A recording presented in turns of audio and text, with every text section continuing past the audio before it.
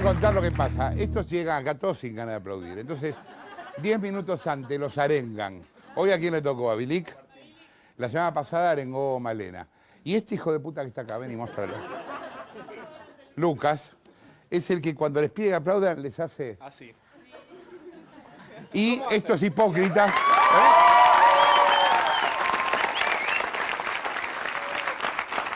O sea, digan la verdad, no es que me quieran, aplauden obligado, digamos, no sé.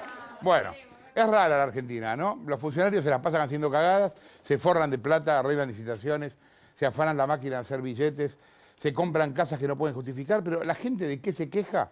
De Messi. Porque el muy guacho no nos hizo ganar la Copa América. Es increíble, ¿no? Y es lógico, ¿no? Porque ¿a vos qué te parece lo que hizo ese delincuente? En realidad había que hacer algo con Messi. Jugó al fútbol y no ganó. Habría que colgarlo del arco. Es muy rara la Argentina en ese sentido, porque pretendemos todo el tiempo que un solo tipo salve a 40 millones. Y eso no va a pasar nunca. En realidad, pasó una vez hace 2015 años y no era política, era religión. Pero no 57, pasa que una 58, sola... 59. Dale, Jorge, tajera, pero... Perdón. ¿Vos sos Malena? No, soy Messi, Jorge. Estuve practicando toda la semana. ¿Te operaste, Messi? ¿Qué te metiste? Bueno, me puse teta, ¿Cómo que sos Jorge? Messi? ¿Qué me estás diciendo? Mirá ahí. Pero viste que está embarazada mi mujer. ¿Y qué pasa? Dale, Jorge, es una pelota. ¿Querés guita para Bossi? ¿Querés guita para Martín Bossi? Yo te doy guita, Jorge. Posta, te doy guita. No parecés Messi. Soy un hobbit. Sí. Posta, soy un hobbit, Mirá las Jorge. orejas. ¿Qué les pasa conmigo? ¿Me están boludeando? ¿Qué quieren de mí? ¿Pero por qué haces esto? ¿Te obligó la producción? Vos me obligás, Jorge. Yo no te obligué. Vos no me obligás. Vos decís, boludeemos a Malena, dale. No, te juro que no. ¿Qué querés que haga de Ginóbili? Ayer apareciste en Teletubby, ¿me entendés? El domingo pasado apareciste en Teletubby y no lo podía, me cagué de risa. Y esto no lo puedo creer. Esto es re serio, ¿no?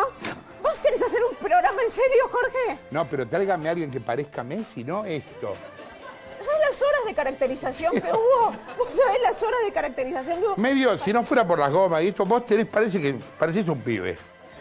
Visto de acá. Bueno, sabés que parecés vos, ¿no? ¿Querés que empecemos a comparar? La próxima te hago de Ginóbili, ¿querés? No, vos y otro más arriba. Escuchate. Bueno, por lo menos voy a tener un pibe arriba, Jorge, dale. Qué gana de boludearme, ¿eh? No parece Messi. Bueno. Se viene el balotaje en Buenos Aires. Hay polémicas por todo tipo de boludeces. Por el tamaño de la boleta, por dónde poner el voto en blanco, etc. Ahora, hay una opción que se está llevando el 74% de los votos. Es la opción de los que dicen, tengo las bolas por el piso de votar cada 15 días. Realmente.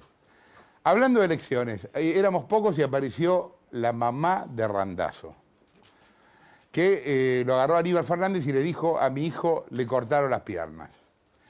O sea, ahora parece que el proyecto, además de manco, va a quedar lisiado. O sea, estos son 10 años de cárcel de Rinaldi, pero bueno, entre un manco y un lisiado parece una reunión de la Solidaria. Antes de que me denuncien a Rinaldi, el tipo que les dice esto tiene 3 riñones, tengo otro acá. Así que no me jodan. Bueno, para colmo, la mamá de Randazzo se llama Gladys Campañón. Campañón, ¿me entendés? Que es justo lo que le quitaron a Randazzo. Aníbal, cuando la vio, intentó esconderse en un baúl, pero no había ninguno a mano. Y la madre de Randazzo igual decidió haciendo preguntas. ¿Y ahora qué hace Florencio después del 10 de diciembre? ¿Restaura Scalectrics? Si la Cipolitakis puede manejar un avión, ¿por qué Florencio no puede manejar el país? Si la inflamación no se va, el dolor vuelve. Y ya Aníbal se había ido a la mierda, ¿no? Bueno, otra del tema electoral. Tino y Gargamusa descubrieron que el aparato Ultra K se está preparando para vigilar de cerca a Scioli si gana. Mirá. Che, Tino, ¿viste que Scioli puede llegar a ser nuestro próximo presidente? Sí, yo todavía no entiendo si es K, anti-K, menemista, camporista. El peronismo se adapta a todo, Tino. Es la franquicia más rentable que existe en el país. Sí, y si vamos a ver las estrategias que tienen los K para vigilar a Scioli de cerca en el caso de que llegue a la Rosada. Y dale. Mira, che, en la Quinta de Olivos en vez de enanitos de jardín le pusieron enanitos de la cámpora. Así lo tienen cortito. También lo vigilan con un dron sin que se avive. Uy, ¿qué pasó? Es que lo manejaba Máximo y confundió el control con el de la Play. Che, ese cuadro de Néstor es muy sospechoso. Detrás está Bernie haciendo una changuita. Tino, a Scioli no solo lo espían, sino que aparte lo tratan re mal. ¡Hey! Mirá el casting de secretarias que le armaron. Alicia Kirchner, Eve de Bonafini y Teresa Parodi. Pobre, le toca bailar con la más fea. Y en este caso tiene para elegir.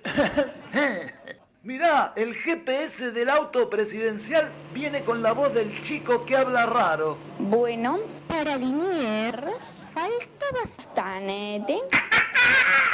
Che, y no nos olvidemos del Chino Zanini. Sí, Tino, el chino lo vigila a Scioli como en un súper, con cámaras por todos lados. Sí, el próximo Gran Hermano lo va a producir la CIDE y se va a llamar Gran Marioneta. ¿Volvemos al programa? Y dale. Bueno, aparecieron también las boletas K en la provincia de Buenos Aires. Mira, esta que vas a ver ahora es la de Domínguez y Espinosa, donde predomina el naranja. Y la que viene es la de Aníbal, donde predomina la intención de ocultar a Sabatella. Fíjate, es más, dice que lo quería poner del otro lado, pero no lo dejó la justicia electoral meterlo al reverso. Igual no hizo falta ocultarlo a Sabatella porque en la inauguración del búnker de Aníbal y de Sabatella se les cortó la luz. Fíjate, ahí está el recorte. Era lo que le faltaba a la candidatura de Aníbal para que diera más miedo, ¿no? Pero bueno, donde sí se los vio juntos, a Aníbal y a Sabatella, fue en la casa de Fito Páez. Mirá las fotos. Ahí los tenés a los cuatro. Mientras se bajaban varias botellas de champagne, Fito dijo que los apoyaba. Y en realidad es coherente porque la única manera de apoyarlos es estando en pedo. O sea que tenía que ver con el contexto. Bueno, Cristina hizo su cadena nacional número 29 por el 9 de julio. Habló de Néstor, de Néstor, de Néstor, de Néstor. Y al pasar de la independencia. Mirá lo que dijo. Por eso creo que rendir homenaje a la independencia, rendir homenaje a los hombres y a las mujeres que contribuyeron a ese 1816, porque antes de 1816 estuvo la batalla de Tucumán, estuvo la batalla de Salta, estuvo el cruce de los Andes, porque antes de 1816 estuvo el cruce de los Andes, estuvo el cruce de los Andes. Bien, Cris, si nos estás mirando, el cruce de los Andes fue después de la declaración de independencia en Tucumán. Ya que estudian poco los pibes, no le digamos boludeces, porque se van a acordar de esto. El cruce de los Andes fue entre enero y febrero de 1817. Es cierto que fue antes de la declaración de la verdadera independencia, según Foster, que fue en el 2003. 1817 es antes del 2003. Pero bueno, y mirá esta otra perlita de Cristina en Tucumán, míralo. ¿Qué le voy a venir a hablar de igualdad acá, al norte argentino? Si toda la vida los han tratado como argentinos de segunda, fue nuestro proyecto el que vino a reparar la deuda histórica del gran norte argentino con obras de infraestructura, con escuelas, con hospitales. Ahí lo tenés a Cristina hablando de hospitales. Y mirá qué casualidad. Lo que vas a ver ahora pasó en Tucumán unos días antes de la llegada de Cristina, o sea que tanto no cambió en 2 días. Unos días antes, los techos del quirófano del recién inaugurado Hospital Padilla de la capital de San Miguel colapsaron mientras los médicos operaban a un paciente. Alguien grabó, me imagino, con un teléfono, y esto quedó registrado en un video. Mientras los médicos continuaban la cirugía, había otros médicos que intentaban frenar el avance del agua. Míralo.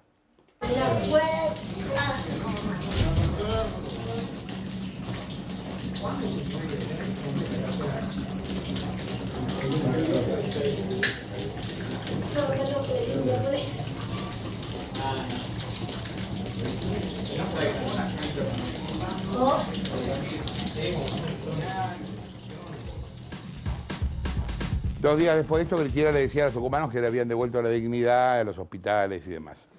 Bueno, el Papa está de gira por Ecuador, Bolivia y Paraguay. En Bolivia, Evo le hizo un obsequio que realmente lo sorprendió. Mirá la foto del Papa mirando una cruz que estaba hecha sobre la hoz y el martillo.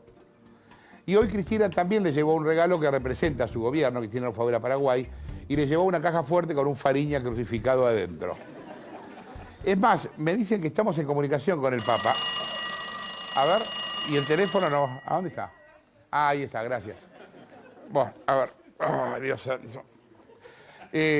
Buenas noches, su santidad, ¿cómo está? Saluti a tutti, fratelli e sorelle dall'Argentina e Giorgio Lanate. Sí. Buonasera. Buonasera. ¿Por qué habla en italiano? Yo sigo con esa Sí, ahora podría hablar en español porque estoy fuera de la jurisdicción. Ah, es ok. verdad. Era por un problema de contrato, ahora me acuerdo, sí. Claro. Bueno, me dicen que el avión perdió altura por algún desperfecto técnico. No, Jorge, que tuvimos que abrir la puerta para tirar el regalo de Evo.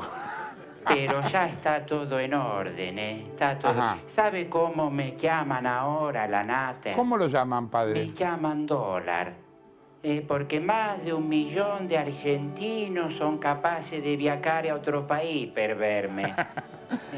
Francisco, la que quiere que usted lo reciba es Vicky Zipolitakis, que se fue con una camiseta que se le marcaban los... A la Madonna. Y quiere que usted la perdone. No sé si la va a recibir a Vicky.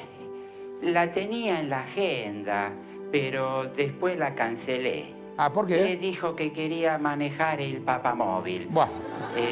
Tu e pape renunziate, sono molte pape renunziate. Es cierto, no le conviene. Bueno, muchas gracias, Francisco. Lanate, recen por mí. Sí, Y yo rezate rezo. per ustedes porque con los candidatos que tienen no lo salva ni Dios. Bueno, adiós, padre. Adiós. Está bueno. Levántelo. Bien. Hoy por lo menos no se cortó el teléfono, estuvimos bien. Bien, hablando de Fariña, hablando de mi primo Leo Fariña, que se encuentra circunstancialmente detenido. ¿Te acordás que cuando denunciamos la ruta del dinero K, estaba toda la discusión de la escala en Seychelles? Nosotros les contamos a ustedes que Cristina había hecho una escala en Seychelles, donde, mirá vos lo que son las casualidades, tenía cuenta la empresa madre de la ruta de lavado. Justo paró ahí y paró varias horas.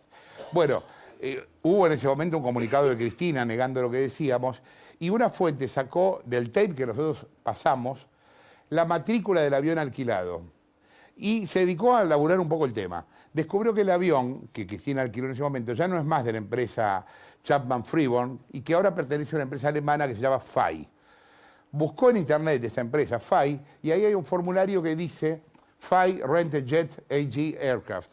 FAI alquila un avión AG, etc. Entonces, ¿qué hizo? Mandó correos a las dos empresas, a Chapman Freeborn y a FAI.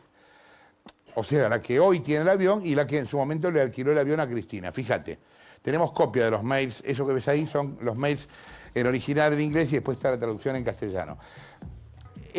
La empresa dueña del avión le confirma, frente al mismo viaje que Cristina hizo en aquel momento, que la escala lógica no es Seychelles, es otro lugar que se llama Mauritius.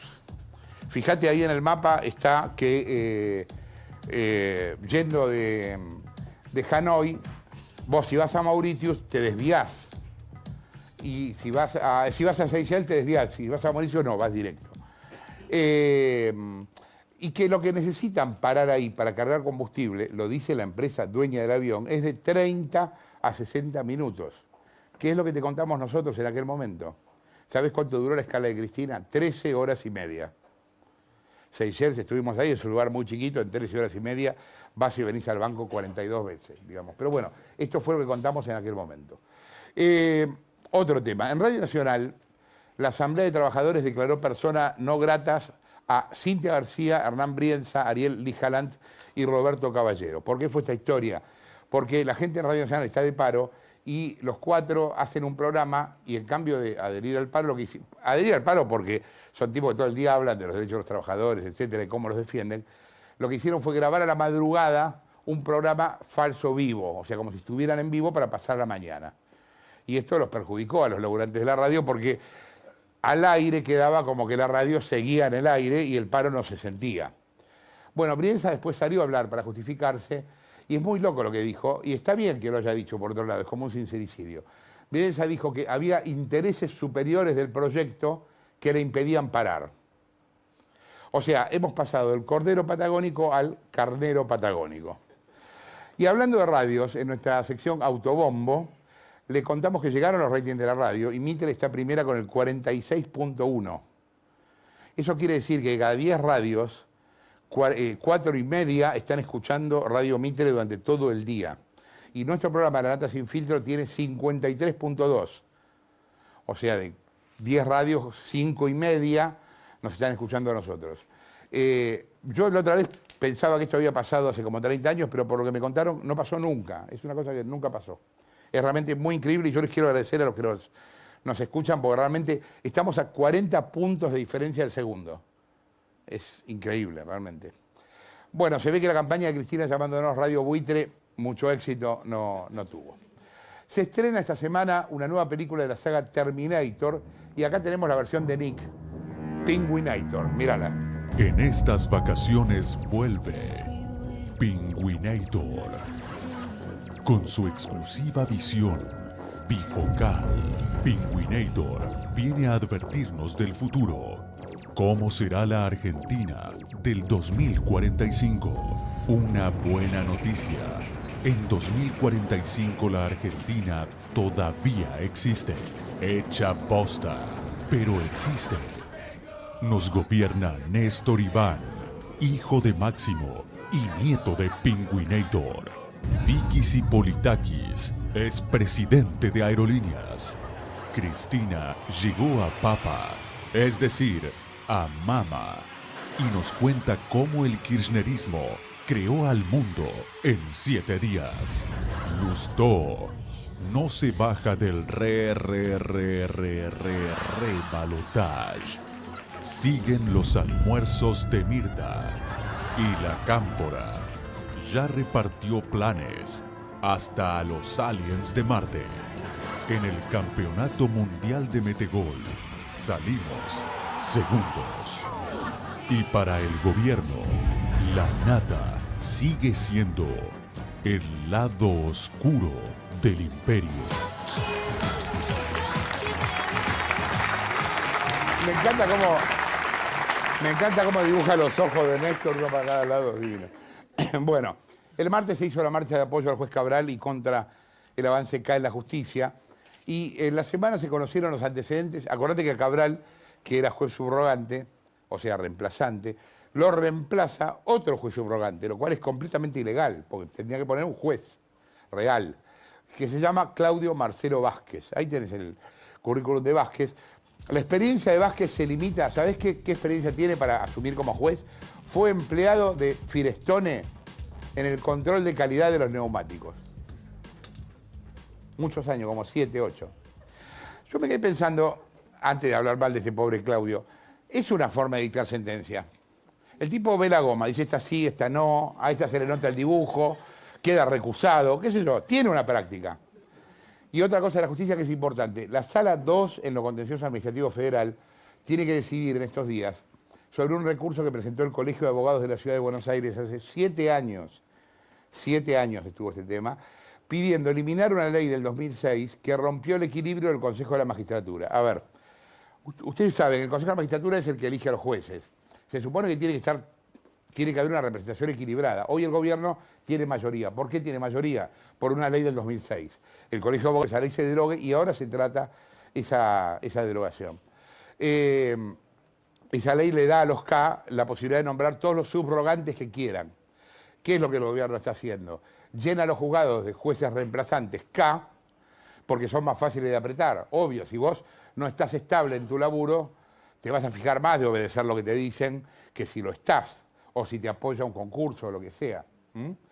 Bueno, estate atento a eso, porque si hay presión de la opinión pública, capaz esto pasa y se declara esa ley, así como pasó con el caso de Campagnoli. Y se pueden de alguna manera matar 2 pájaros de un tiro, o sea, modificar el Consejo de la Magistratura parar a la vez la operación del gobierno de querer quedarse con la justicia. Bueno, después de muchas vueltas, finalmente Grecia sigue en la zona euro. Hace una semana, ¿te acordás? La gente le dijo que no al ajuste. Y esta semana, no esperó ni siquiera un mes, Tsipras, el presidente griego, ajustó.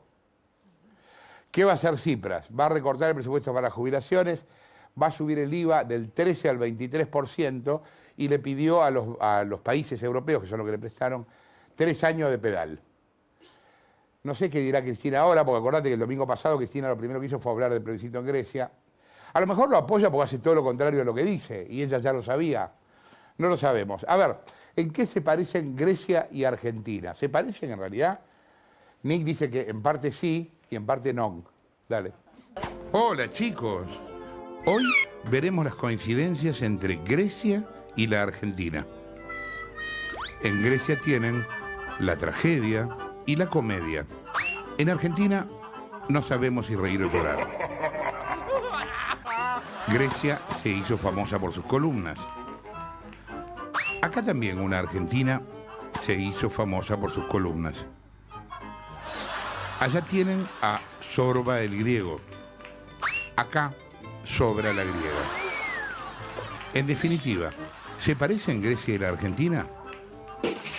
En parte sí y en parte no.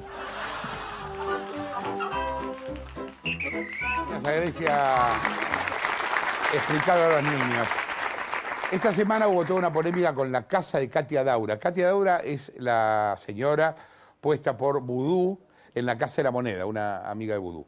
Se ve que Katia maneja la moneda, pero más que nada está forrada de billetes, no sabe lo que es la casa, ahora la vas a ver. Se compró una casa de 400 metros cubiertos de terreno y dice que le salió $300.000. Se la compramos, ya se la ofrecimos en la radio, juntamos de toda la guita y se la compramos, pues vale por lo menos el doble. Mirá las fotos. Esa es la casita de Katia. No está mal, ¿no? Bueno, esta sí que es la verdadera Casa de la Moneda, digamos. Para justificarse, Katia salió a hablar, ¿con quién? Con Víctor Hugo Morales. ¿Y sabés qué dijo Katia? Que vive ahí porque tiene una familia grande. Bien. O sea que todos los que tengan muchos hijos ya saben qué hacer. Cómprense una casa así, por lo menos. Si no tienen la guita, jódanse. Bueno, ya que estamos con las propiedades, esta semana se conoció la declaración jurada de Macri y se nos ocurrió buscar la de Scioli, pero no estaba. ¿Sabes cuánto hace que Scioli no presenta su declaración jurada? 8 años. Entonces, laburamos el tema, lo investigamos un poco para contarte qué tiene el candidato K. Bueno, te decíamos, él no hace pública la declaración hace 8 años, la última que se conoce es del 2007, cuando Scioli era vice de Néstor. Y en aquel momento declaró tener 1.300.000 pesos. En la declaración jurada anterior, del 2004, había dicho que tenía acciones en una empresa, que ahora te vamos a contar de quién es y cómo es, que se llama Capanone, y un Mitsubishi Galant modelo 97, un departamento en capital de casi 1.000 metros.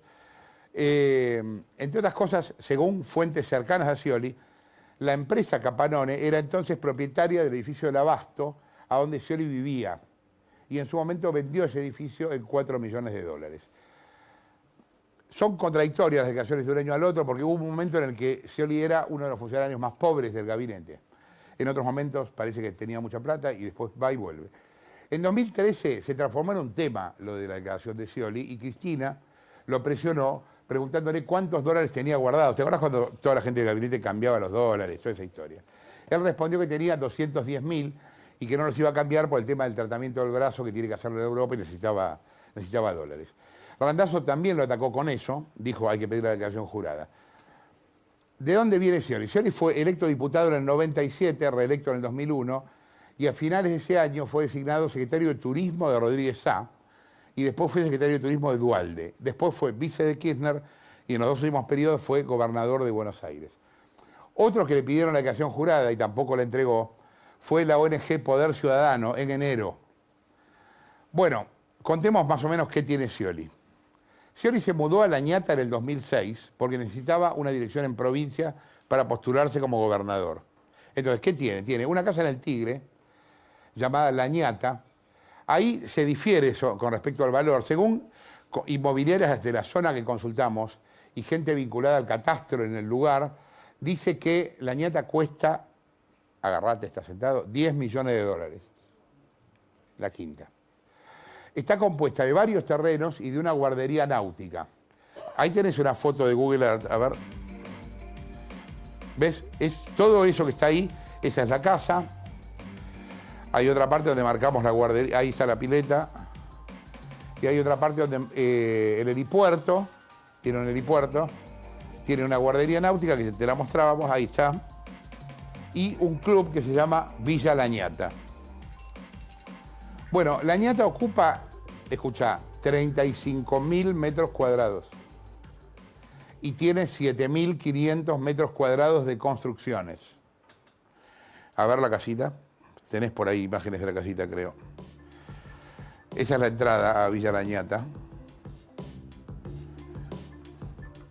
La casa en sí mide más de 814 metros cuadrados cubiertos y tiene 12.200 metros de parque con pileta y un amarradero. En el quincho, Scioli guarda una colección de muñecos de cera. Tiene muñecos de cera de los Pimpinela y de Montaner. Ahí hay imágenes de los muñecos de cera, a ver. Ahí están, ¿ves? Bueno. También guarda el traje y la cabina de la lancha del día del accidente en el que perdió el brazo. Y miles de recortes de diarios. Finalmente el domicilio de Scioli ante la FIP no es La Ñata, sino es un domicilio en Capital, que es el domicilio de Capanone. Es Paraguay 1465, séptimo piso. Y se anotó la dirección de La Ñata como domicilio alternativo. La dirección de La Ñata es Carlos Belgrano 4585, Dique Luján. Lo curioso alrededor del tema de La Ñata, que es difícil de elucidar porque Scioli no presentó la declaración, es que el lugar está a nombre de varias empresas. Una de las empresas se llama Capanone, en la calle Paraguay, lo que te decíamos antes, que es como la empresa histórica familiar de Scioli. Fue creada el 7 de julio del 26, del año 26. Y ahí Scioli tiene el 99% de las acciones. El presidente de Capanone es un señor que se llama Oscar José Vaca y la directora suplente es Lucía Dinuncio, que fue nombrada funcionaria honoraria de la provincia en 2012. Vaca, el presidente de Capanone, a la vez fue nombrado director de Parques Nacionales por el decreto 168 del 2002. ¿Sabés quién lo firmaba? Duhalde y Aníbal Fernández. Mirá qué lindo, Aníbal Fernández. Cuando haces un poquito de historia es increíble, como todos estuvieron con todos, ¿no? Esto fue durante la gestión de Scioli en turismo, te decíamos que había estado con Rodríguez Sá y con Duhalde. Capanone tiene 3 terrenos de La Ñata, pero no toda, después hay otras empresas. Tiene un terreno de 2.500 metros, otro de 2.100 y uno más de 2.500. Es la empresa Capanone que fue representante de Electrolux en Argentina. Y tiene a la vez participación mayoritaria, el 51%, en otra sociedad que se llama Sunshine, creada en el 84 con domicilio en La Ñata. En La Ñata, Scioli construyó un club, ahí tenemos imágenes creo del club, que es un club deportivo de futsal, con una cancha cubierta de 1.400 metros. Según los registros fiscales, esto también está a nombre de Capanone. Y el lugar tiene 2 helipuertos que se construyeron en 3 terrenos de 1.800, 2 de 1.800 metros, que es de la empresa IRSA. ¿Viste IRSA, la de los shoppings? Bueno, es la dueña de uno de los helipuertos que está dentro de la casa de Scioli. Y el otro figura el nombre de una persona que se llama María Canedo. Tenemos ahí fotos del helipuerto, ¿no? Ese es uno de los helipuertos, bueno, hay 2. El helipuerto, según fuentes de Scioli, es público y está habilitado. No sé qué pasará si bajas con un helicóptero ahí, te dicen, ¿qué tal? Venía a comer un asado, murió el muñeco de cera de Montaner, no tengo idea. Por la duda nadie lo hace, digamos.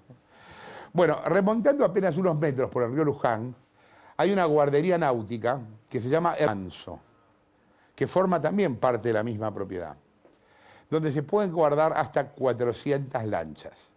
A ver, El Remanso, ahí lo tenés. Hay una página de internet del Remanso. La guardería es de Sunshine. Yo te había contado que Capanone tiene la mayoría de Sunshine. El director suplente es Oscar Vaca, que es presidente de Capanone, que aparece también en una sociedad llamada El Alero. Y otra accionista de la guardería es Graciela Elba Blanco, monotributista categoría D. Raro ser monotributista y ser accionista. Pero bueno, esto es lo que pudimos averiguar de los bienes de Scioli en esta semana. Si sabemos más cosas te lo contaremos. Realmente me parece que tiene que hacer pública la declaración jurada al principio para que no se especule y después para que pueda explicar cómo hizo para tener todo esto, qué sé yo. Massa nos dio las declaraciones de 2012, 2013 y 2014. Ahí hay una foto de la entrada al country donde vive Massa. Ahí tiene una casa de 500 metros, es el country Isla del Sol, en Tigre. La casa de Massa está valuada en 1,5 millones y tiene otro inmueble valuado en 611.000 pesos. Tiene un Volkswagen Tiguan de 200 lucas, depósito por 120 y efectivo por medio palo. Macri tiene un patrimonio de 60 millones, casi 2 millones de dólares al cierre del año pasado. Incrementó los bienes respecto al año pasado 18%. Tiene muchos préstamos, préstamos por casi 30 palos. Tiene inversiones en negocios forestales, tiene por ejemplo más de 2 millones en compra de pinos y tiene acciones en sociedades agropecuarias. Hizo algo que normalmente no se hace, que es incluir a la mujer en la declaración. Entonces aparece Julián Aguada, declaró 8 millones de patrimonio, 4 departamentos y participaciones en empresas como Aguada, Chiqui y Cómo quieres que te quiera. Macri tiene guita prestada a otros por 10 millones y deudas a cobrar por 30 millones. Y deudas propias con Socma y con su mamá. Págale a tu mamá. Bueno, por casi 4 millones, según el diario La Nación. El 95% de las acreencias que Macri tiene son inversiones inmobiliarias, viviendas en barracas y préstamos familiares. Tiene un departamento en Tandil y otro en Recoleta. Por ahí había una foto del departamento de Macri. Y un campo de 33 hectáreas en Maldonado, Uruguay, al lado de Punta del Este, que cotizó en 1,2 millones. No declara autos a su nombre. ¿Andás en bondi, Mauricio? ¿Cómo es? Yo no te vi nunca en el 38. Bueno, el último fue en el 2011. En el 2011 que anda gamba, Macri. Tenía un Peugeot 607. Cobra un salario de 5.000 pesos. Se ve que nunca se lo aumentó. Es una vergüenza que oficialmente un jefe de gobierno cobre 5 lucas, digamos, más allá de cualquier... que dona al comedor de Marrita Barrientos. Bueno, dos más para terminar, porque es muy fuerte lo que viene y quería más que nada darte la noticia de lo de Scioli, que es algo que no se conocía. Esta semana, escuchá esto porque es increíble y uno no se da cuenta porque viene pasando a poquito. Esta semana volvió a subir la nafta. Sube poquito para que no nos demos cuenta, pero ¿vos sabés cuánto subió la nafta desde que se nacionalizó YPF? 215%. 215% subió la nafta con YPF estatal. O sea, desde abril del 2012 a julio del 2015. De abril del 2012 a julio del 2015 la inflación oficial fue de 51%, la oficial. El índice Congreso, que es más real, fue 103. Ahora, la nafta subió más de 2 veces la inflación. Subió 215%. En abril del 2012 estaba 5 pesos con 48. Y hoy está 12 con 14. Es muy impresionante y no te das cuenta porque va subiendo 1 punto, 2 puntos, 1 punto, 0,5. Y así, cuando te das cuenta... La última. AFIP clausuró 41 telos. Llámale telo, albergue transitorio, hotel de alta rotatividad, se llama también. Bueno, ¿por qué lo clausuran? Por no dar ticket. No pueden dar ticket. Es comprensible. ¿Te imaginas? Llega el tipo, la mujer, ¿qué es esa boleta que tenés en el bolsillo? No, es Parque de Babilonia, un parque nacional. No. Bueno, detectaron en este operativo los de AFIP que la mayoría de las parejas que concurren también van en negro. E incluso encontraron varios casos de evasión precoz. Bueno, te cuento de qué va esta noche. Mandamos a hacer una tercera pericia de Nisman a Estados Unidos. Estuvimos 2 meses esperando este programa y al final llegaron los resultados. Quien lo hizo es uno de los patólogos forenses más prestigiosos de Estados Unidos. Y vos fíjate lo que nos pasó indirectamente con el tema Nisman. Mario Peredo, que es uno de nuestros camarógrafos, fue a Le Parc a hacer imágenes del edificio para este informe. Y durante todo el tiempo que estuvo laburando, se le acercaban los guardias de seguridad de Le Parc, que cuando lo veían con una cámara, cada uno que se acercó le preguntaba, che, ¿estás acá por Vicky Zipolitaki? A nadie se le ocurrió pensar en Nisman. Los guardias de ahí. O sea, un gran ejemplo de lo que puede hacer el tiempo y el olvido, ¿no? Esta noche vas a ver la tercera pericia, hecha por un perito de prestigio mundial. Ahora te vamos a contar en detalle quién es. y te volvemos a hablar de Nisman en Periodismo para Todos y Todas. Vení.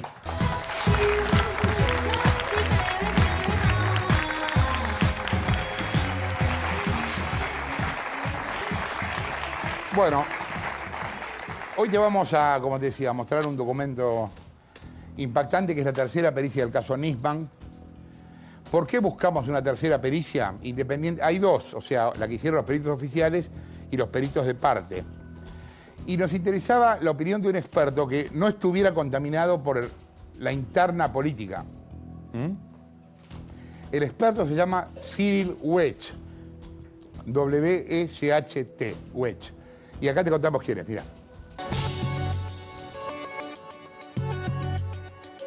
Lo que estás viendo es Pittsburgh, estado de Pensilvania, una ciudad con poco más de 300.000 habitantes.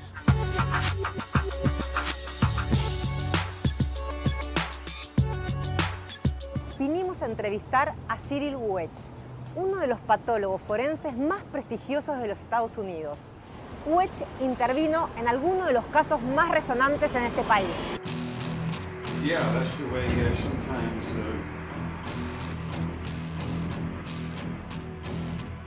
Cyril Wedge es abogado, médico legista y uno de los patólogos forenses más reconocidos de Estados Unidos. I am a physician. I specialize in pathology.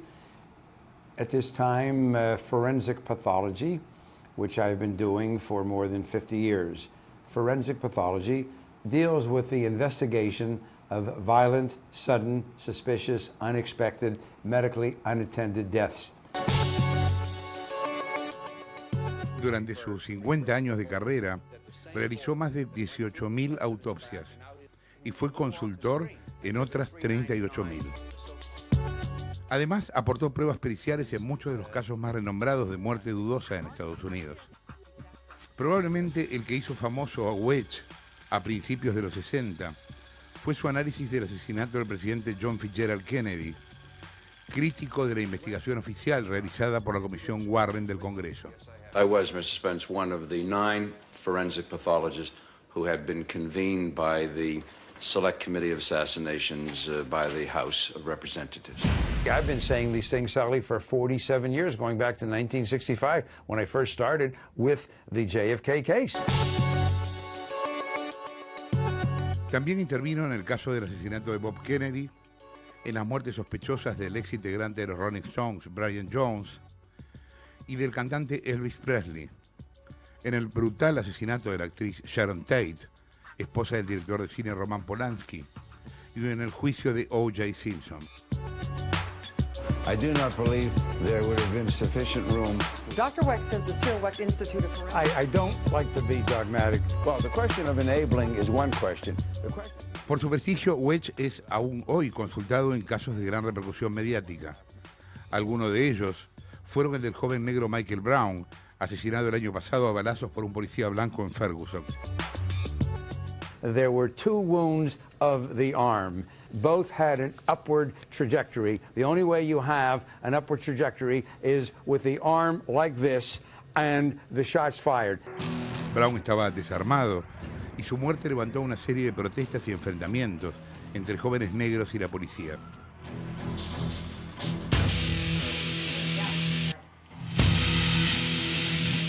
También intervino en el caso de Freddie Gray en Baltimore este año, otro joven negro que murió después de ser arrestado y mientras era trasladado en un móvil policial. Given your extensive experience across many years as a pathologist, is it, in your experience, possible for a self-induced crack of the spine person riding in a police van? I do not believe so. Wedge fue presidente de la Academia Americana de Ciencias Forenses y del Colegio Americano de Medicina Legal y vicepresidente de la Sociedad Internacional de Medicina Clínica Forenses. Actualmente integra el directorio del Consejo Americano de Medicina Legal, el organismo que certifica a los profesionales de esta especialidad médica.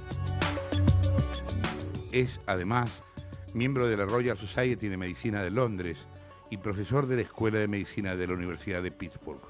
Este hombre, Wedge, es quien fuimos a consultar.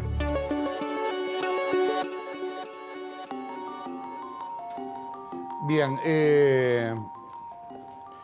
Te repito unos datos de Wedge porque me parece interesante que los fijes. El tipo hizo 18.000 autopsias. Él personalmente. Después participó en 38.000. Estuvo en la autopsia de Kennedy, John Fitzgerald, en la del hermano Bob, en la de Brian Jones, en la de Elvis Presley y en la de Sharon Tate, entre otras. Con ese tipo estuvo Mariel esta semana. ¿Y cómo llegamos a Wedge? Mira, en mayo nosotros contactamos a un ex investigador del FBI que trabajó casi 20 años en ese organismo y le dimos una copia traducida de todo el material pericial e informes médicos que estaban en la causa hasta ese momento. Más fotos, más videos. Y le preguntamos si él podía hacer esa tercera pericia que estábamos buscando. Él analizó ese material y nos dijo que eso tenía que ser revisado por un patólogo forense. Y nos recomendó a quien él nos dijo era el patólogo forense, uno de los más prestigiosos de los Estados Unidos. Y así fue como llegamos a Cyril Wedge. Y digamos, ¿qué analizó Cyril Wedge? Los mismos elementos que vieron los peritos oficiales y los peritos de la querella. O sea, informes médicos, pericias, fotos de la autopsia, todas las fotos completas, los videos oficiales, bueno, mostramos uno acá cuando abrimos PPT este año, el ciclo. Obviamente el video oficial entero, nosotros mostramos solo unos minutos. Las pericias de ADN, de balística, o sea, todo el material que a él le ayudara a poder revisar este caso. Y hace 2 semanas nos mandó el informe escrito y entonces ahí fue cuando decidimos ir a entrevistarlo para que nos pudiera contar mejor y a la audiencia sus conclusiones. El tipo es súper convincente realmente y está muy bien a la hora de dar ejemplos, ¿no? Bueno, es muy claro. Vos sabés que Cyril Wedge es uno de los patólogos más consultados por los medios, claro. Norteamericanos, justamente porque habla claro, no habla técnico y entonces la gente lo puede entender. Y de hecho veíamos algunos casos hasta este año. O sea, no es que él tuvo su carrera, él tiene no más está de... retirado para nada. Exactamente. Él tiene 50 años de trayectoria y por eso nos pareció la persona adecuada para que nos pudiera dar esta opinión sobre la tercera pericia. Entérate de lo que piensa uno de los patólogos más importantes del mundo sobre el caso Nisman. Mira.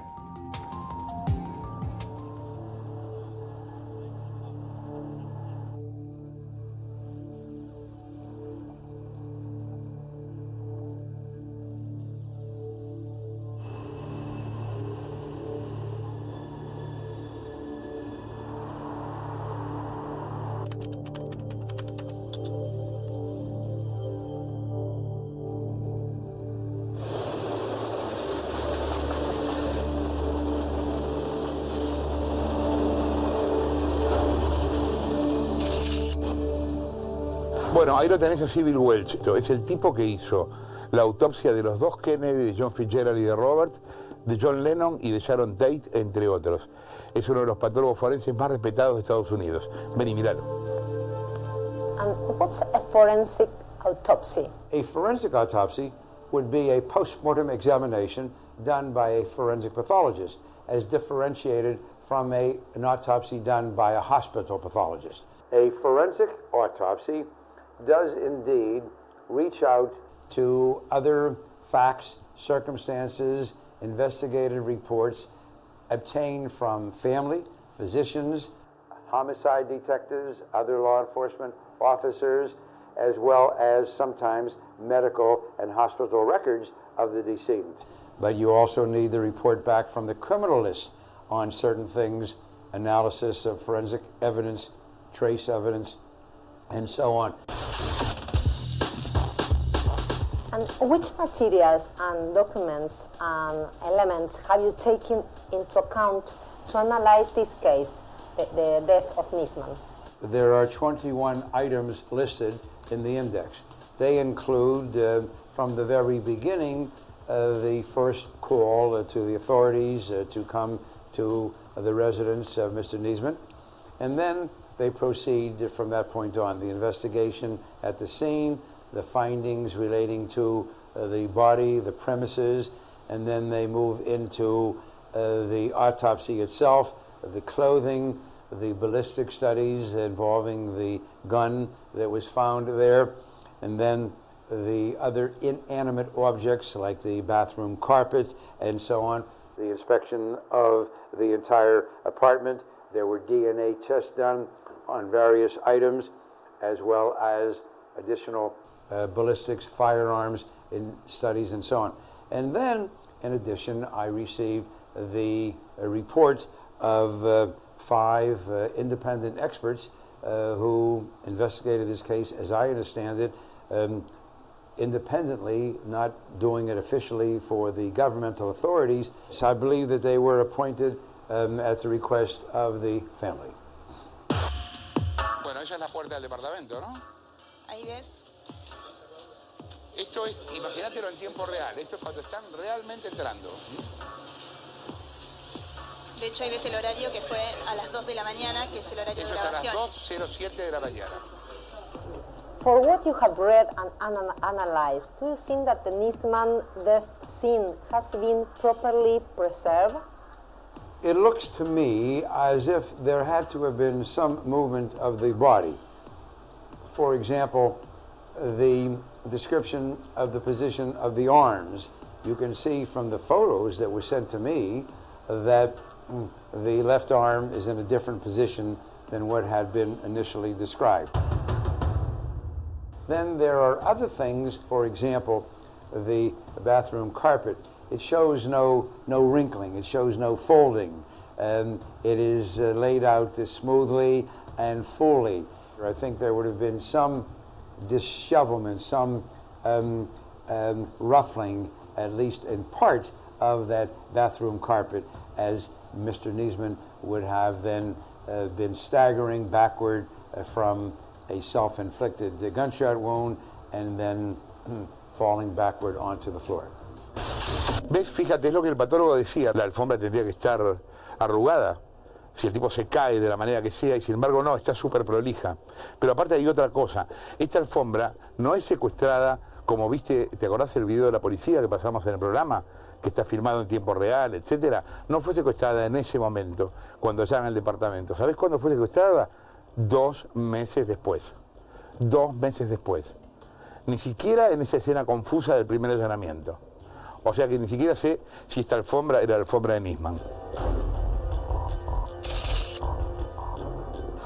According to the evidence you have analyzed, in which position was Nisman at the moment the gun was shot? I believe Mr. Nisman was standing or stooping closer to the counter. We see bloodstains there on the counter, which I believe would not have been there if he indeed had shot himself and fallen into the position in which he was reportedly found. His head is away from that countertop, and yet you have that stream of blood on the countertop. There is no way in which I think the stream of blood would have gotten over to that point if Mr. Nisman had been over at the other part of the bathroom with his head falling toward the door, far away from the countertop. Ahí ves el baño, ¿ves? Claro, ahí que dice que no pueden abrir la puerta. Bueno, ¿te acuerdas que hubo una gran discusión? Esa mancha que ves es sangre, ¿no? Sí. The gun was placed, or it looks like it was found under Nisman's left shoulder, and his body was facing up. How can this position of the gun be explained? The position of the gun behind the left shoulder is the most troubling to me in terms of trying to understand how this would have happened. He is found supine, face up, and the right arm flexed across the chest, the gun then behind the left shoulder. I do not understand how the gun would have made its way behind the shoulder if Mr. Nisman had shot himself in the right temporal area, that is just above in the area of the right ear. Presta atención a esto porque es realmente muy increíble. Los peritos oficiales dicen que Nisman se dispara acá, cosa que ya de por sí es rara, porque uno se dispararía así, no así. Pero eso no es lo más raro. Lo más raro es que el cuerpo de Nisman, la mano, no aparece así, sino acá. Y otra cosa todavía más rara, el tipo aparece acostado, recostado, sobre el arma con la que se dispara.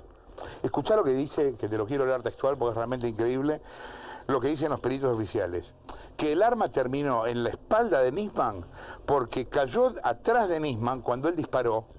O sea, rebotó en la pared del baño y fue a parar debajo del hombro izquierdo. O sea, los peritos oficiales dicen que el tipo disparó, el arma sola rebotó en la pared y pegó para acá. Es casi un partido de la NBA.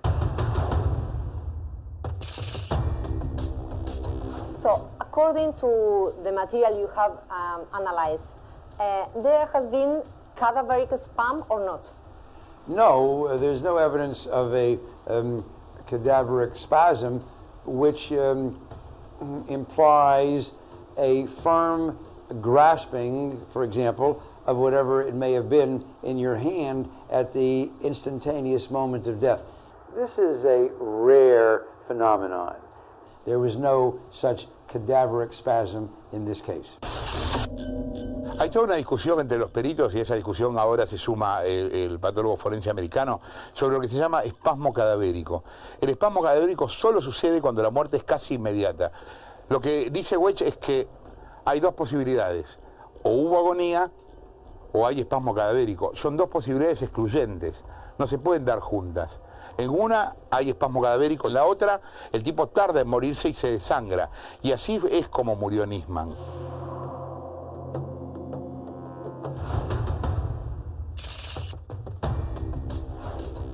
Therefore, I agree with the conclusions of the independent panel of experts that the time of death, working back from the time that the autopsy was performed on Monday, the 19th of January, I believe that the death had occurred approximately 36 hours plus or minus 4 hours. So we can say 32 to 40 hours, going back then to Saturday evening, the 17th.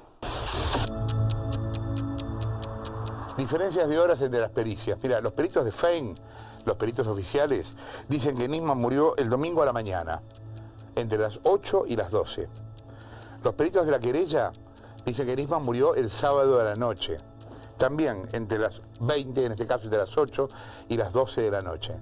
El perito americano dice lo mismo que la querella, que Nisman murió el sábado de la noche.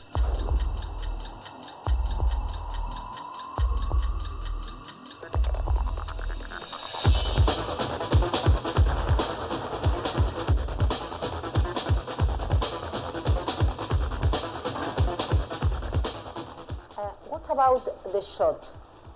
The shot was not a tight contact, which is what you usually see when someone commits suicide, pressing the muzzle of the gun against the scalp, or even a loose contact, just touching but loosely. The gun was held 1 centimeter away. Now, that's not a great distance, and certainly some people may shoot themselves without having the gun applied directly to the skin, in this case the scalp. However, as I've said, more often than not, the muzzle is placed. The individual shooting himself wants to know that the gun is there and to hold and be aware of the directionality and so on. The other feature then of the gunshot wound is the bullet did move from right to left and slightly upward at about 10 degrees and slightly forward about 10 degrees. Most suicidal wounds inflicted by the individual as he holds the gun will have a slightly backward direction. You just picture yourself holding the gun, and pick up the gun, and you hold it. You know, usually you're going to hold it like this, and usually it's going to have a slightly backward trajectory. You don't usually flex your elbow, you see, and bring it around. You can do it, but you know, it's just, you know, it's a little awkward. More likely you hold the gun and it'll have a slightly backward trajectory. So he had a slightly forward trajectory of 10 degrees. Once again, I want to emphasize it is not conclusively inappropriate for a suicidal determination, but it's just another feature to keep in mind as you review the entire scenario. A ver, lo que dice Wedge es lógico, porque si alguien se quiere matar, va a tratar de apoyar el arma en la cabeza, no de tenerla en el aire para ver en qué momento me pego el disparo. Y de esta manera también esto se confirma en el croquis, porque cuando el tipo apoya el arma en la cabeza, en general la trayectoria es hacia abajo. Y en este caso, la trayectoria fue hacia arriba, mirá.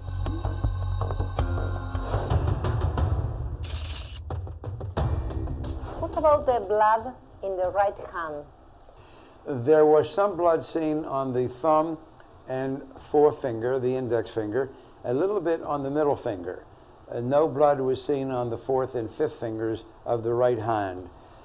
Here again, while this could happen with a self-inflicted gunshot wound, more often than not, you'll have more blood over the entire back part of the hand and on the palmar inner part of the hand from a self-inflicted gunshot wound. There was a great amount of blood associated with this wounding, and there would have been a lot of back spattering of blood as the vacuum within the cranial vault is disrupted and space is created, and the blood then comes out in a kind of explosive fashion.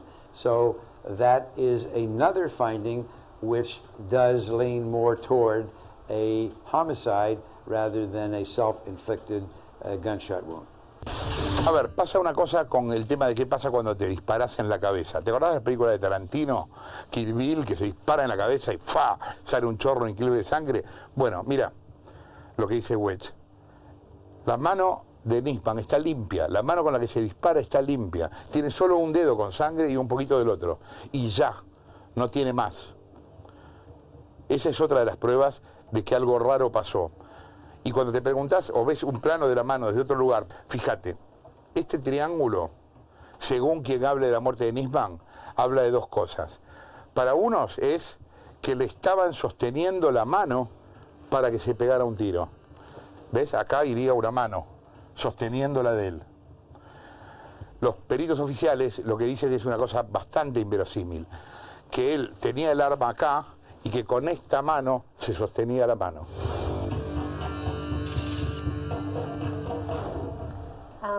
And Nisman's left hand showed blood on it.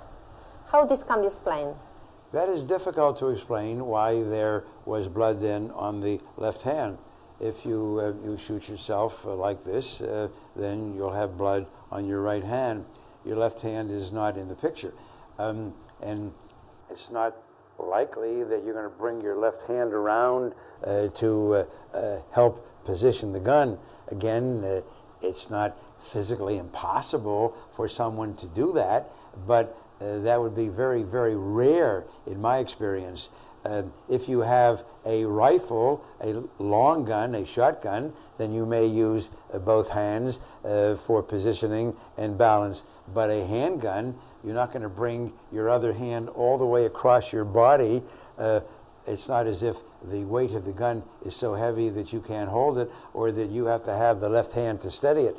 Keep in mind, too, that Mr. Nisman would not have needed any steadying or balance or assistance in coordination. He was not under the influence of alcohol or other drugs. So it's hard to understand why the left hand did have blood. One way to explain why there was blood found on the left hand would indeed be to conjecture that the body had been moved. And in the process of moving, then whoever did the moving unintentionally, inadvertently, just got some blood passed on from his own hand or from Nisman's body or T-shirt onto the left hand.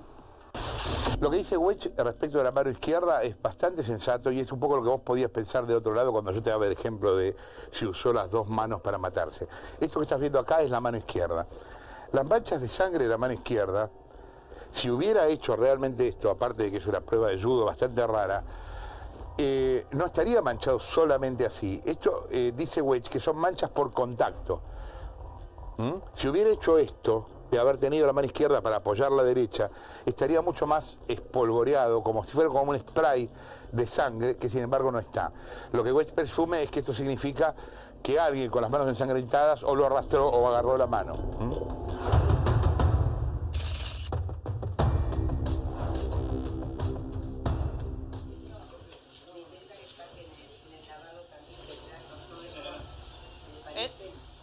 Esa que escuchabas era Viviana Fein, la fiscal que quedó a cargo de la investigación. Así estaba la cocina. Claro. According to the autopsy, there was undigested food in his stomach. It indicates most likely that this was food that he had already begun to digest after his perhaps evening meal on Saturday. The digestion of a small snack usually occurs within a couple of hours. A light meal usually within 2 to 4 hours. A heavier meal takes about 4 to 6 hours. So the presence of some food in the stomach would be consistent with the food having been digested after an evening meal, and that fits in then with the timing of death, sometime into the evening of Saturday. This food would be more likely from a dinner than from a breakfast.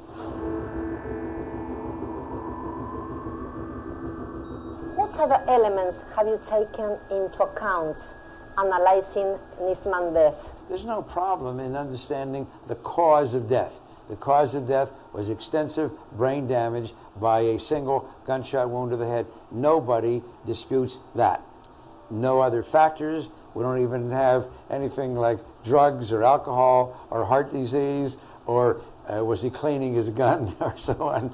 So we don't have anything to deal with in that regard. But we do take into consideration other things. I have studied this case. I had followed it just as someone here in the United States. I was very interested because of the events going back to 1994. And so I had some awareness of it. And I knew that Mr. Nisman had talked about his findings, in fact, had released a large report and was prepared to give his testimony the following morning. Insisto, no son solo las escuchas, son fundamentales porque son hilo conductor, pero la prueba es determinante. Acá se buscó por una cuestión política, que se puede negociar políticamente, insisto en lo que quiero, que no se confunda más eso. Lo que no se puede hacer es, en aras de ese alineamiento político, borrar una causa judicial de un plomazo, que es un crimen de fundamentalmente una causa que es un crimen de lesa humanidad, muerto 85 personas, imprescriptible y calificado como genocidio por el juez de la Cámara. So, for me, while this is not a forensic scientific finding, it certainly is something of a relevant circumstantial nature. Why, at this time, then, would you commit suicide? This has been your life's work for several years. You've undergone all of this psychological, emotional anguish and suffering. You've endured threats and so on. Why do you now, at the moment, the epitome of your great life's accomplishment, commit suicide? ¿Usted considera que le cambió su vida a partir de hoy como fiscal y su vida privada? Indudablemente, indudablemente. Yo antes de empezar todo esto le tuve que decir, y es lo único que quizás me puede quebrar, a mi hija de 15 años, decirle, mira, quizás tengas que escuchar de tu padre las cosas que nunca te imaginaste que podía decir una persona. Me dijo, papá, yo te conozco, es terriblemente doloroso. There is no suicide note. No, many times people who commit suicide do not leave a note. But again, it's something that, you know, doesn't substantiate suicide and just kind of leans a little bit away from it. There is another finding, not directly scientific and forensic, but very interesting too. There was a grocery shopping list found in his apartment. Well, I don't know when he wrote it, but you don't write a grocery shopping list unless you plan to buy groceries. And if you're planning to kill yourself, you don't need groceries. So again, you know, that's an interesting point. The undigested food, some people may eat. More often, people, you know, do not eat. They're very anxious, they're very tense. That are going to commit suicide. Yes, they're anorexic, if anything. You know, they're not interested in sitting down for this last final meal. So you put all of these things together. When you view them collectively as an overall forensic scientific scene and scenario, then you lean, in my opinion, as an experienced forensic pathologist who was in the coroner's office here in my community for 20 years and who has been doing medical legal consultations for more than 50 years, I would lean much more toward homicide than suicide. Homicide than suicide. Homicide than suicide. Lo que ha ocurrido en este último tiempo con la presidenta Cristina Fernández de Kirchner no es distinto al gobierno de Néstor, es totalmente opuesto. Ha habido un cambio radical, ha habido una alianza con los terroristas, se ha negociado con el Estado que ampara a los terroristas. Pero usted está diciendo que el gobierno de Cristina Kirchner hizo una alianza con el Poder Ejecutivo, y ahora le voy a demostrar por qué. Lamentablemente ha fallecido el fiscal Nisman, lo confirmo como fiscal a cargo de la investigación. After studying this case for almost a month, would you be surprised if the prosecutor in Argentina established that there was an homicide? From a forensic scientific standpoint, I would not be surprised because I think the evidence is there for the prosecutor to say that it is a homicide. From the standpoint of my involvement in assassinations, political assassinations, and I've reviewed these and have worked with the John F. Kennedy and Robert F. Kennedy and Dr. Martin Luther King and other cases now in the United States of America, and I know how governments think and act. Would I be surprised? Yes, I would be surprised. If the government has officially proclaimed that this is a suicide, I would be very surprised if they now say that they have reviewed the evidence, they've studied the report of the independent experts. I would be surprised if the government were to back away. That is not the way governments work. The governments do not like to deal with conspiracies, especially if the tentacles of the conspiracy reach back into the domain of government. So I would be quite surprised if that were to happen. La gente debe estar informada de todo esto. Y si me equivoqué, que creo que no, porque como dice el doctor Carlos Fait, los hechos son sagrados, las opiniones son libres. Esté Nisman o no esté Nisman, las pruebas están. Esté Nisman o no esté Nisman, las pruebas están. Las pruebas están. Las pruebas están. So according to your analysis, the evidence is such enough to say that it wasn't a suicide. Yes, that is correct. I think that the evidence argues strongly and scientifically against this being a suicide. Based upon my review and analysis of all the materials that were sent to me in this case, including then my knowledge of the circumstances surrounding this matter, what was going on in Mr. Nisman's life, who he was, what was happening, what was going to be happening, considering all of that, but then correlating it with the hard forensic scientific medical evidence, I believe and express the opinion that it is much more likely that this was a homicide than it was a suicide. Homicide, then suicide. Homicide, then suicide. ¿Escuchaste lo que dijo Wedge recién? La muerte de Nisman es altamente probable un homicidio. A ver, el patólogo llegó a la conclusión de que vos podés analizar una muerte desde distintos puntos de vista y uno, a lo mejor el menos sofisticado, el más básico, es analizar solamente el cadáver, lo que el cadáver te dice, pero hay el alrededor del cadáver, todas las circunstancias alrededor de la muerte del tipo, que te hablan tanto o más que el cadáver mismo, porque si no el cadáver no puede dar determinadas explicaciones. A eso se llama autegral. Yo te voy a leer lo que estuve anotando mientras este hombre hablaba. En principio lo que te decía, una autopsia integral implica considerar hechos tan elocuentes como el propio cadáver. Los hechos que destaca Welch. Primero, es poco probable que un suicida cene la noche anterior a matarse. Sufre en general de lo que se llama anorexia nerviosa. O sea, está pensando en matarse. Nadie que esté pensando en matarse llama al delivery para pedir una pizza. Nisman cenó, y cenó bien. Es poco probable que un suicida esté pensando en las compras del supermercado del día posterior a su muerte. Realmente es un pensamiento bastante inútil en principio, por no decir frívolo, ¿no?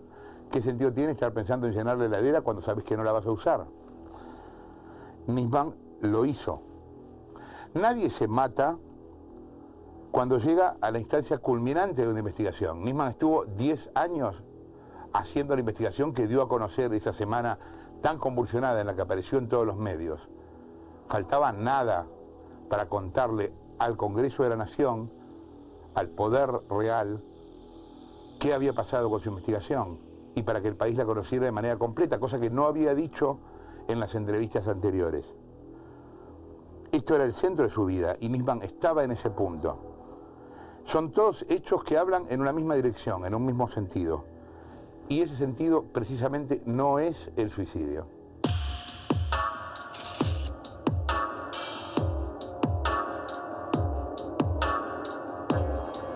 Considering all of that, but then correlating it with the hard forensic scientific medical evidence, I believe and express the opinion that it is much more likely that this was a homicide than it was a suicide. It is much more likely that this was a homicide than it was a suicide. It is much more likely that this was a homicide than it was a suicide. ¿Te comentó Wetz si para él había sido un caso difícil? Se lo preguntamos y me dijo que después de haber analizado todos los informes y la evidencia, era suficientemente clara. Y le llamó poderosamente la atención que a 6 meses de ocurrido todavía no se hubiera resuelto. 6 meses pasaron ya, es increíble, ¿no? 6 meses. Increíble. ¿Cómo sigue el caso Nisman? Maru Dufart, vestida de chica. ¿Cómo estás? ¿Cómo andás? ¿Cómo sigue el caso Nisman? Yo te voy tirando títulos y vos me contás. Dale. A ver, la fiscal Fein. La fiscal Fein dice que para terminar la causa, o sea, para lo que ella tiene que hacer, que es escribir el dictamen, falta una pericia y resuelve la situación. ¿Cuál es la pericia que le falta? La pericia tecnológica. Ya cuenta con la pericia médica, ¿te acordás de todo el lío de la junta médica y demás? Y la criminalística. Ella dice, con la médica, la criminalística, más la tecnológica, que es la que me falta, yo ya estoy en condiciones de escribir mi dictamen, con lo cual la investigación está avanzada en un 80%. La querella. La querella no coincide para nada con esta visión. Ellos lo que ven es que ni por asomo la causa está en una situación de poder escribirse ese dictamen. Que recordemos, digo, ¿por qué la importancia del dictamen? Porque a partir de ese momento la fiscal va a decir si ella cree que fue un suicidio y pedir el cierre de la causa a la jueza Fabiana Palmaguini, o que fue un homicidio y pedir que siga investigando.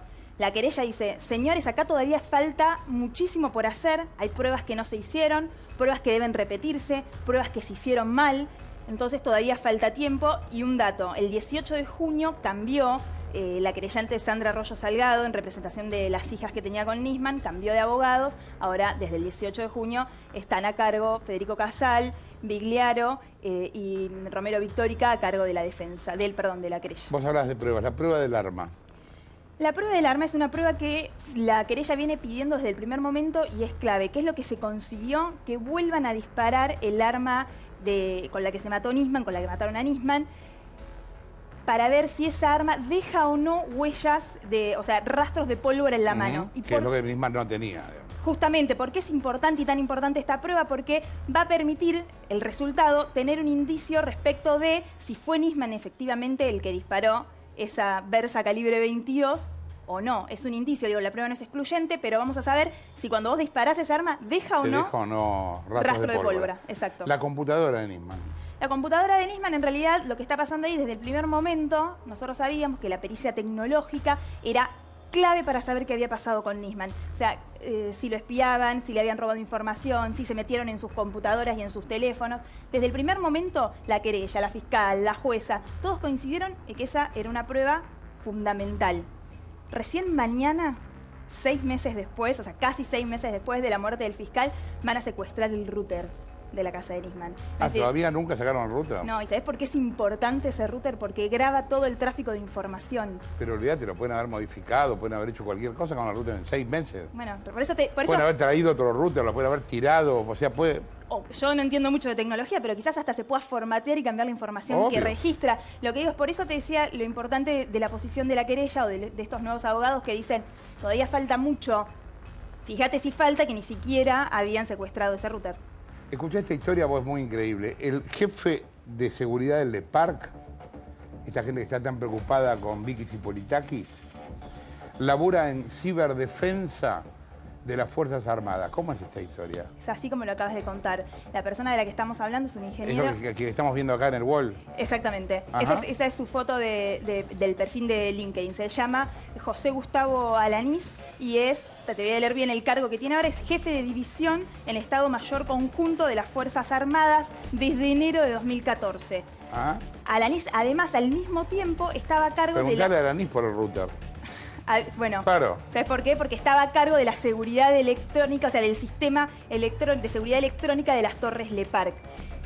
Te digo estaba porque por lo menos hasta abril estuvo en ese cargo, hoy ya no está más. Lo que nosotros sabemos es que es un empleado de Fuerza Aérea que por lo menos desde 2008 trabaja para Fuerza Aérea, ahora encargado de ciberdefensa. De ciberdefensa, que es todo lo que tiene que ver justamente con Mirá lo que son las telecomunicaciones. casualidades. Cristina habló con el New Yorker. El New Yorker es una revista más prestigiosa de Estados Unidos, tiene, no sé si 100 años, pero le pegan el poste, es una revista mensual, en algún momento fue quincenal, creo que ahora volvió a la periodicidad mensual, que habla mucho de literatura y de cultura, genera mucha opinión y que cada tanto habla de política cuando son notas fuertes solamente. Bueno, Cristina le dio una nota al New Yorker y se ve que está orgullosa del tema porque la tuiteó, y tuiteó también el texto de la nota y la grabación, el tape de Más de 2 horas. el tape de la nota. El periodista que se la hizo fue Dexter Filkins en marzo pasado.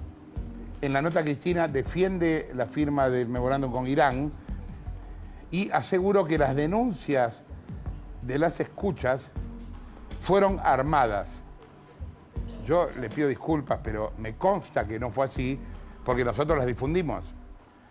Y nosotros sabemos que no fueron armadas. Las escuchas eran completamente ciertas y Rafecas las tiró a la basura, el juez Rafecas, sin escucharlas. Nos consta que esto fue así. Pero bueno, mírala, a ver. En cuanto a las escuchas, que son inleíbles, inclusive fueron también totalmente desacreditadas por el propio juez de la causa, que dijo que las escuchas no son prueba de nada. Además, son personas a las cuales personalmente no conozco. Bueno, creo que ella conoce a Delía y otra gente que aparece en las escuchas, pero aparte, Cristina, perdón, pero así como el cruce de los Andes fue después de la independencia, no se dice inleíbles, se dice ilegibles, pero tampoco aplica porque ilegible querría decir otra cosa. Bueno, perdón. Bueno. Esto se llama Educando a Cristina a partir de hoy. Le vamos a ir hablando de historia, de castellano, ¿eh? Yo voy a tomar las clases también. Bueno, dale. A ver, dijo Cristina básicamente que esas escuchas fueron desacreditadas por el juez Rafecas. Es cierto, tiene razón Cristina. Ahora, yo me pregunto, te podés preguntar vos también, ¿cómo hizo el juez Rafecas para analizar 961 CDs, que era lo que contenían las escuchas, en 13 días? Yo te voy a decir cómo hizo el juez Rafecas. Acá hay 961 CDs, el juez Rafecas hizo esto. ¿Viste? Qué fácil. ¿Cómo Bueno, se puede? pero si él le hubiera puesto un poco de... O sea, hubiera querido investigar y hubiera dicho, bueno, me voy a sentar a escuchar, son 5.000 horas. O sea, hubiera estado, si no dormía, 200 días.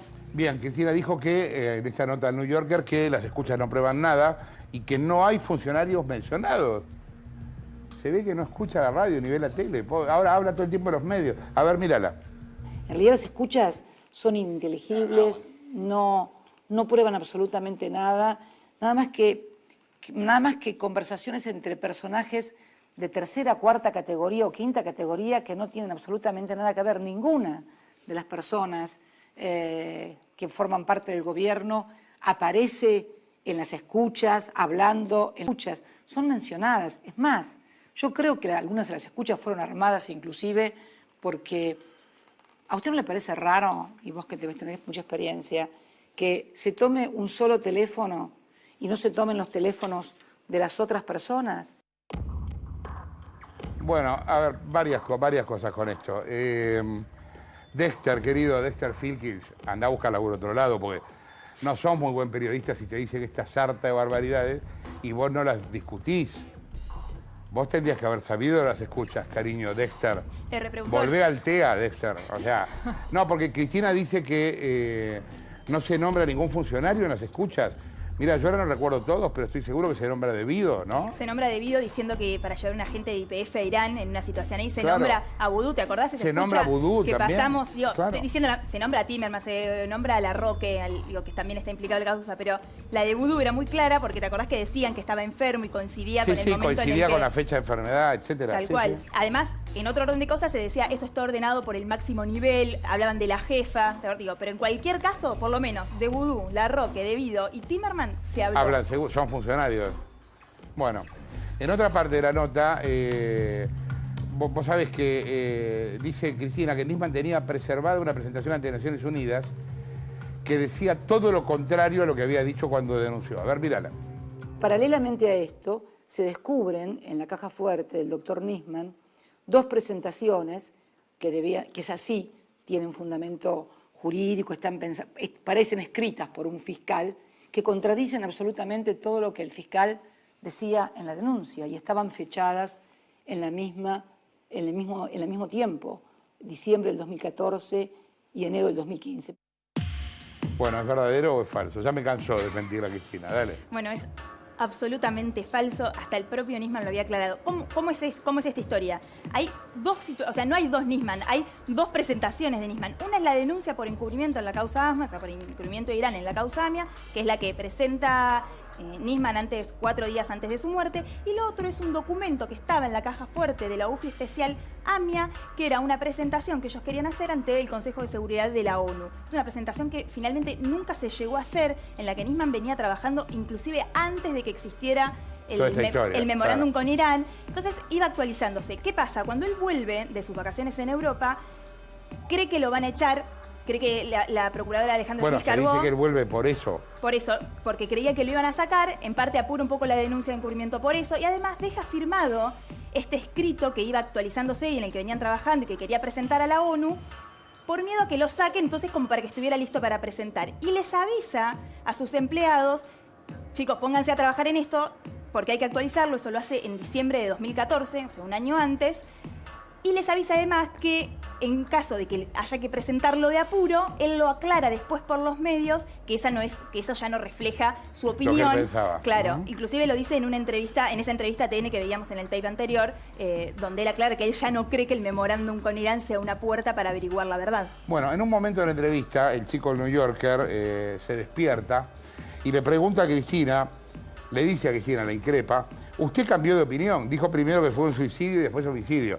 De esto nos acordamos todos. Cristina un lunes dijo que fue suicidio y un miércoles dijo que fue homicidio. A ver qué dice. A ver si podemos hablar un minutito sobre Nisman.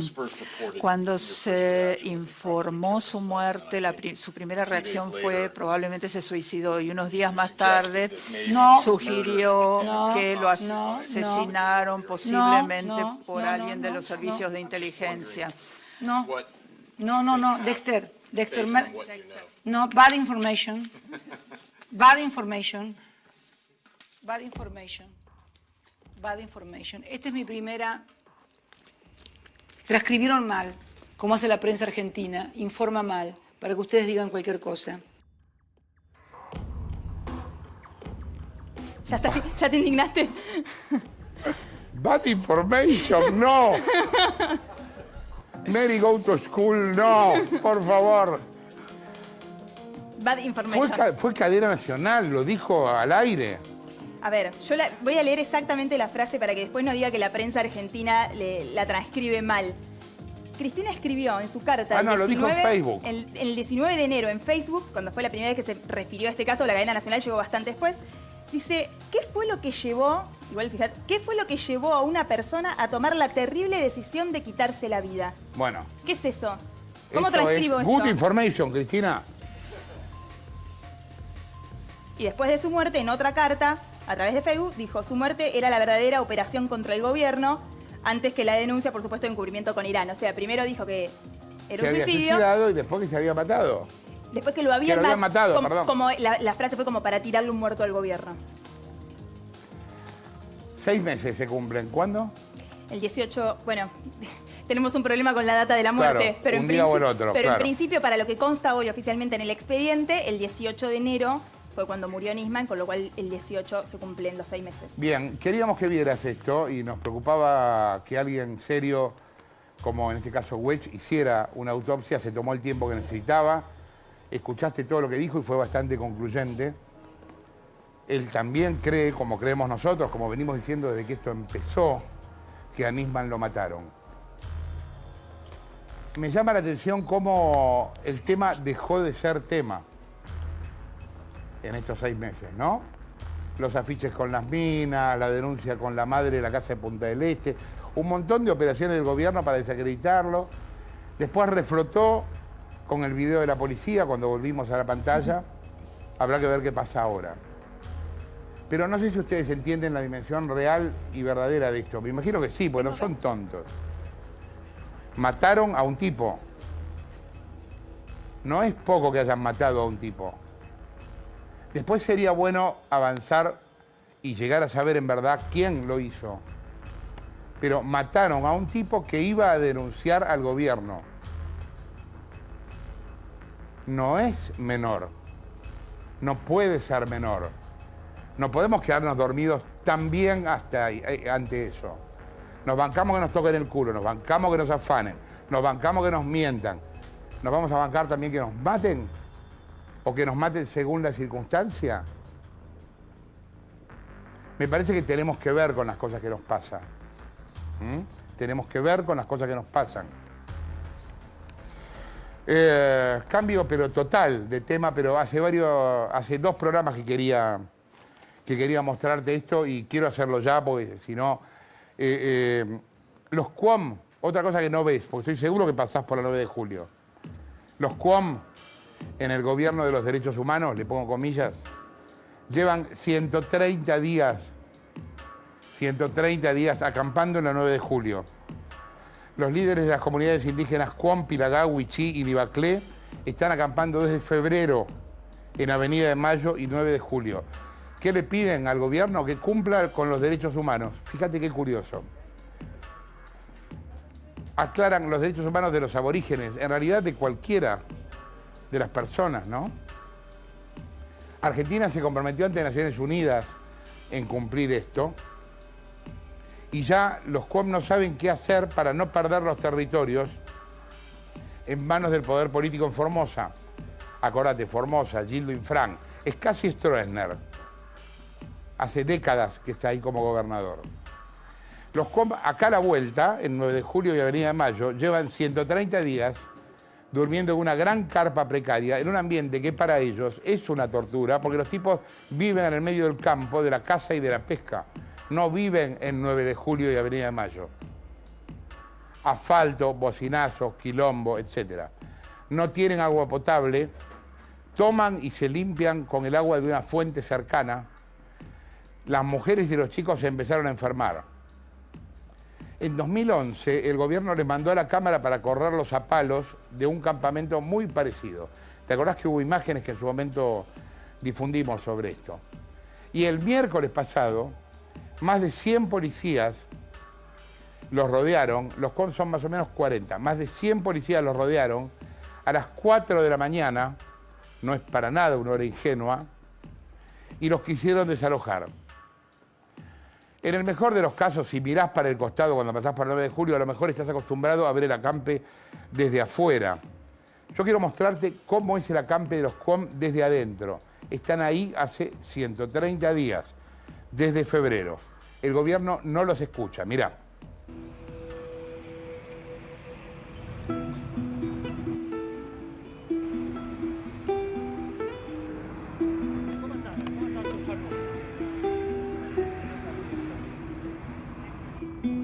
Este es el segundo acampe, dada la falta de respuesta del gobierno de la provincia, del gobierno nacional, a los reclamos del derecho de los pueblos originarios. Aquí en este caso concreto en Los Cons. En el otro fueron desalojados por la policía también y por la cámpora.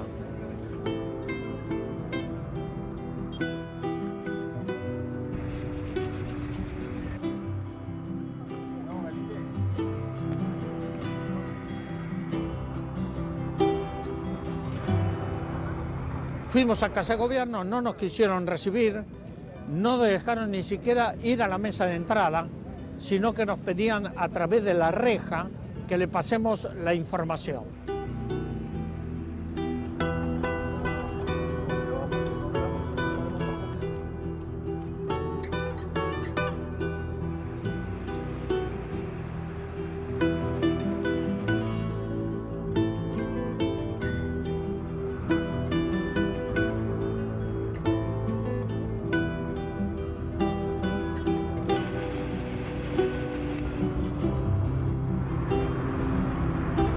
Habrá que ir a la Corte Interamericana para denunciar al gobierno argentino.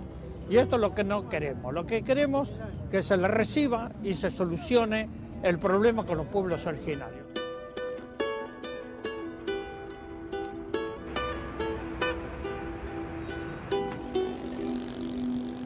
Aquí hay racismo y violencia institucional. El gobierno argentino es el que está ejerciendo estas violaciones de los derechos de los pueblos originarios.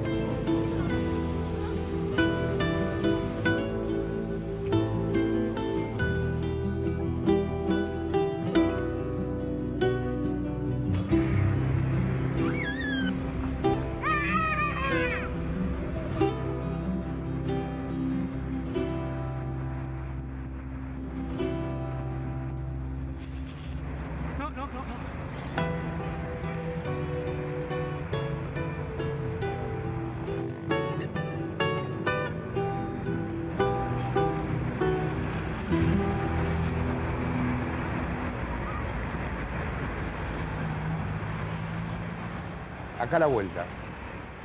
Lo que estás viendo pasa acá a la vuelta. Lo que veías antes de Nisman pasa en este país. Trata de abrir los ojos, ¿no? Vamos a un corte y venimos a ver un segundo, dale.